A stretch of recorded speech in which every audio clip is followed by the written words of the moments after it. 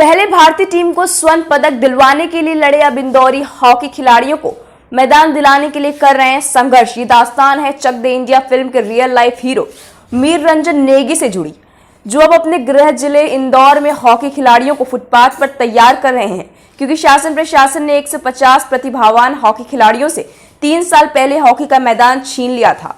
देश का राष्ट्रीय खेल होने के बावजूद आखिर क्यों हमारे खिलाड़ियों की प्रतिभाएं दम तोड़ देती हैं, उसकी जीती जागती तस्वीर है फुटपाथ पर खेलते ये खिलाड़ी।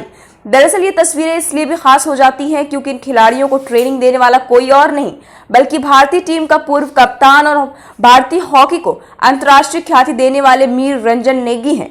नेगी वही शख्सियत है जिनके किरदार से प्रभावित होकर फिल्म स्टार शाहरुख खान ने चक दे इंडिया उनके जीवन पर आधारित फिल्म बनाया था। क्लब सचिव देवकीनंद सिलावट ने बताया कि राष्ट्रीय खेल हॉकी को जीवित रखने के लिए हम संघर्ष कर रहे हैं। गरीब खिलाड़ियों को निःशुल्क प्रशिक्षण के अलावा हॉकी किट और पौष्टिक नाश्ता भी उपलब्ध कराते हैं। 3 साल से क्लब बंद है। हमने निगम के अधिकारियों से चर्चा भी की, लेकिन उन्होंने कहा कि पर्याप्त फंड उपलब्ध न होने से निर्माण कार्य गति से नहीं पकड़ पा रहा। ऐसा ही रवैया रहा तो हॉकी का खेल इंदौर से खत्म हो जाएगा। यहाँ खेले खिलाड़ी Madhya Pradesh police, excise, BSNL, post office जैसे अनेक संस्थाओं में नियुक्त हो चुके हैं। इसी मैदान पर पूर्व भारतीय कप्तान पद्मश्री शंकर लक्ष्मण खेले हैं, जिनके नाम दुनिया का पहला गोलकीपर कप्तान होने का रिकॉर्ड है। यहाँ मीर रंजन नेगी खेले हैं, जिनके जीवन को रूप पहले पर्दा पर शाहरुख खान ने चक दे इंडिया फिल्म के जरिए दुनिया को दिखाया है। यहाँ अशोक ध्यानचंद भी लगातार आते रहे हैं इसी मैदान पर खेलकर। हर्षदीप कपूर हाल ही में जूनियर भारतीय टीम तक पहुंचे हैं। यहाँ हॉकी के जरिए गरीब क्षेत्रों के बच्चों को बुरी लत से दूर रखने का प्रयास किया जाता है। ये मैदान शहर का धरोहर है, लेकिन इसे मिटाया जा रहा है। अब प्रतिभाशाली बच्चों को मैदान दिलाने के लिए पूर्व भारतीय खिलाड़ी और भारतीय टीम के बीच रहे नेगी भी कोशिश कर रहे हैं। दरअसल नेगी मुंबई छोड़कर इसलिए इंदौर आए थे क्योंकि जिस कर्म भूमि और माटी का कर्ज अदा कर सके, जहां से उन्हें खेल सीखा और विश्व में ख्याति प्राप्त की, उसी खेल को अपने के बीच लौटाने आए हैं। एक अंतर्राष्ट्रीय स्तर का कोच जब फुटपाथ पर निःशुल्क प्रशिक्षण दे सकता है तो क्या सरकार इंदौर के 150 प्रतिभावान खिलाड़ियों को एक मैदान भी नहीं दे सकती? हॉकी क्लब बहुत पुराना है और ये वो क्लब है जहाँ से मैंने अपने हॉकी करियर की शुरुआत की। और मुझे याद है वहाँ पर 100 लोग करीब सुबह आते थे और 100 लोग शाम को आते थे। और मैदान बहुत अच्छा था, फैसिलिटीज़ थी कम से कम खेलने की, लेकिन धीरे धीरे करके वो मैदान हमसे छीन गया। और यहाँ पर इंदौर में भी अगर देखा जाए तो सिर्फ 2 क्लब हैं, एक ताहिर हॉकी क्लब है और एक प्रकाश हॉकी क्लब है, और दोनों की जो हालत है वो दयनीय है। बच्चे खेलना चाहते हैं, आप देखिए कितने सारे बच्चे यहाँ पर हैं।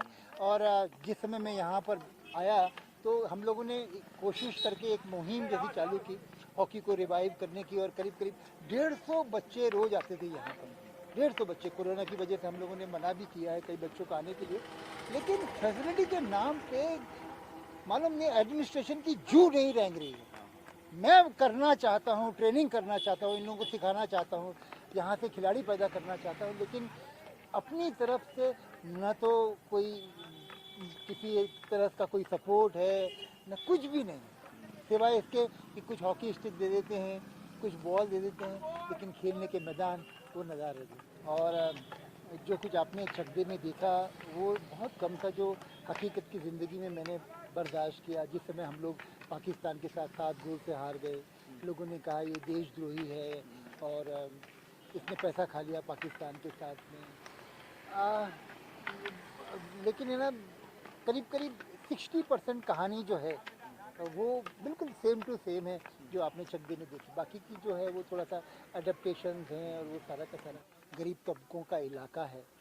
और यहाँ से बच्चे जो हैं ना एक सपना देखते हैं, they want to achieve something in life, और वहाँ से वो हॉकी के माध्यम से ऊपर आना चाहते हैं, है ना। They want to make a career out of it in fact, और अपनी पहचान बनाना चाहते हैं।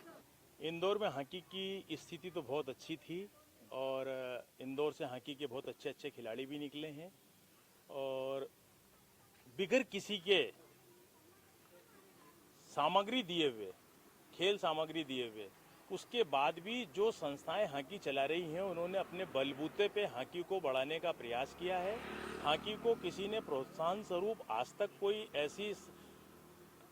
ऐसा मार्गदर्शक और ऐसी संस्था नहीं मिली है जिसने उस संस्था को गोद लेके हॉकी को बढ़ाने का प्रयास किया हो। हॉकी खेलने का सिर्फ मुझे तो एक मेरा मतलब स्कूल का मैं जब क्लास 7 में खेलता था तो मेरा फ्रेंड है, उसने मुझे बताया था कि आओ और खेलो।